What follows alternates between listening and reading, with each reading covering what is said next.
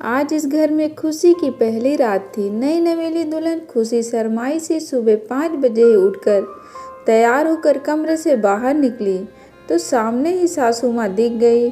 खुशी उन्हें देखते ही झुककर पैर छूकर खड़ी हो गई और पूछा, माँ जी, जो नाश्ते में बनाना है बता दे तो मैं बना देती हूँ। तभी खुशी की सास बोली, अरे नहीं बहू, आज तेरा इस घर में पहला दिन है और इतनी सुबह सुबह क्यों जाग गई बहू। वो तो हमारा जमाना था जब सास से पहले बहू के जागने का रिवाज था।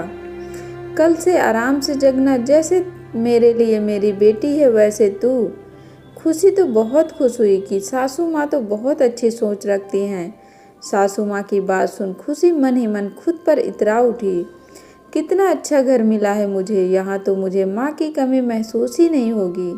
सासू माँ बहुत अच्छी है, मैं भी इनको अपनी माँ की तरह प्यार करूँगी। कुछ दिन बाद खुशी रसोई से चाय बना रही थी, तब खुशी की सास आई। अरे बहू, अभी तो तेरी मेहंदी के रंग भी फीके नहीं हुए हैं। पहली रसोई हो गई ना, बस रस्म हो गया, इतना ही काफ़ी है। अभी आराम करो, ये सब काम तो जिंदगी भर करने हैं, मैं कर लूँगी सब। सासू माँ खुशी के हाथ से कलछी ले प्यार से कहती हैं, नहीं नहीं मम्मी जी, ऐसे कैसे, जब हम दोनों घर में हैं तो आप अकेले क्यों करेंगी। खुशी पेशो पेश में पड़ गई, और मम्मी काम ही कितने हैं, घर में हम 4 लोग तो हैं। सास हंसकर बोली, चल तू बैठ, आज मेरे हाथ की चाय पीकर। सासू माँ उसे रसोई से बाहर जाने के लिए कहती हैं। खुशी असमंजस में बैठकर आकर पत्रिका उठा उलटने पलटने लगी। तभी दरवाजे पर दस्तक होती है। दस्तक की आवाज़ से खुशी दरवाज़ा खोलती है और पड़ोस की रमा चाची अंदर आती हुई पूछती हैं, अरे बहू, तेरी सास सुलोचना कहाँ है। रसोई में है, धीमे से खुशी जवाब देती है। अच्छा बोल। पड़ोसी चाची खुशी को घूरती चली गई। खुशी को ऐसा महसूस हुआ जमीन फट जाए और वो समा जाए। तब सास आ गई और बोली, छोड़ बहू, आग लगाने की तो इसकी पुरानी आदत है, मैं चाय लेकर आती हूँ। बोलकर सुलोचना जी रसोई की ओर चली गई। एक दिन शाम को जब नितिन ऑफिस आया तो खुशी रसोई में खाना बना रही थी। तब सासू माँ ने खुशी को आवाज़ दी और नितिन से बोली, जाओ तुम दोनों कहीं घूम आओ, नई नई शादी हुई है, 100 अरमान होते हैं हर लड़की के। जा खुशी, जल्दी से जा, तैयार हो जा। बिल्कुल घर गुस्सू है ये लड़का, पत्नी लेकर कहीं आता जाता नहीं है। लड़कियों की कितनी चाहते होती हैं, समझता ही नहीं है। जब तू तैयार हो जा। सासू माँ खुश होकर कहती है, लेकिन मम्मी जी, घर के सारे काम पड़े हैं और हमारी सहायिका सबों को भी आपने आज की छुट्टी दे रखी है, आपकी किट्टी भी है, ऐसे में कैसे। खुशी जो कि सासू माँ के साथ ही बैठ गई, आश्चर्य से सासू माँ को देख बोल रही, बहू तू परेशान क्यों होती है, सब हो जाएगा, कोई बड़ा काम थोड़े ना है। नितिन ले जा इसे। सासू माँ की जिद पर खुशी नितिन के साथ घूमने चली गई। खुशी बहुत खुश थी कि इतना काम होते हुए भी माँ ने उसको बाहर भेज दिया। लोग पता नहीं क्यों सास को इतना बुरा कहते हैं। मेरी सासू माँ तो कितनी अच्छी है। खुशी का पूरा ध्यान सासू माँ की तरह ही था। वो अपने पति नितिन से बोली, घर चलें क्या नितिन, बस आउटिंग हो गई, मम्मी जी अकेली कैसे मैनेज करेंगी। वो तो इतनी अच्छी हैं कि सिर्फ हमारे बारे में सोचती हैं, लेकिन उनका ध्यान रखना हमारा भी तो फर्ज बनता है। कोल्ड कॉफ़ी पीने के बाद खुशी कहती है।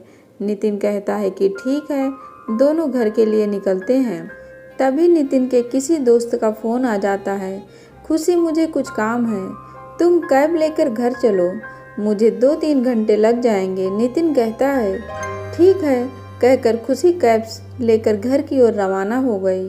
सुलोचना बहू कहाँ है तेरी, पता नहीं था क्या उसे कि आज तेरी सहेलियाँ आने वाली हैं, अकेली जुटी पड़ी है। शर्मा जी की आवाज़ सुन खुशी के कदम दरवाजे पर रुक गए। तब सास की आवाज़ आती है, क्या कहूँ, पता था उसे सब, लेकिन घर में पैर टिकते कहाँ हैं उसके, सब्बो भी नहीं आएगी ये भी जानती थी वो, लेकिन मेरी किस्मत पहले सासू माँ की सेवा में लग रही, अब बहू के। उस दिन तो तूने देखा ही था वर्मा। सुलोचना जी अपने चेहरे पर बेचारगी का भाव लाकर कहती हैं। हाँ, पूरी महारानी है। इसकी बहू उस दिन में आई थी तो सुलोचना चाय बना रही थी और महारानी मैगजीन पढ़ रही थी। वर्मा कहती है, अरे वो तो किसी काम में। मैंने सुलोचना को फ़ोन किया और सुलोचना ने आने के लिए कहा, नहीं तो इसकी ऐसी हालत है, कभी खबर ही नहीं होती।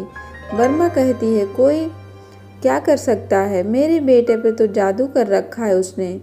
नितिन भी जानता था आज तुम लोग आओगी और पत्नी के कहने पर एक बार भी उसे एहसास नहीं हुआ कि उसकी माँ अकेली कैसे काम करेगी।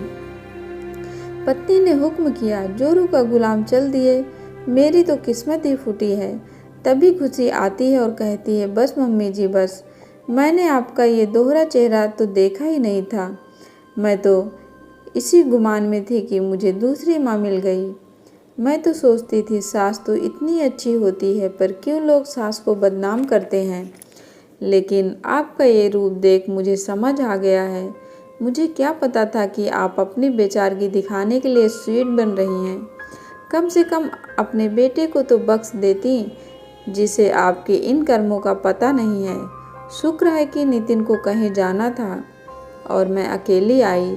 आपका ये रूप देखकर और बिन किए का लांछन सुनकर क्या गुजरती उन पर।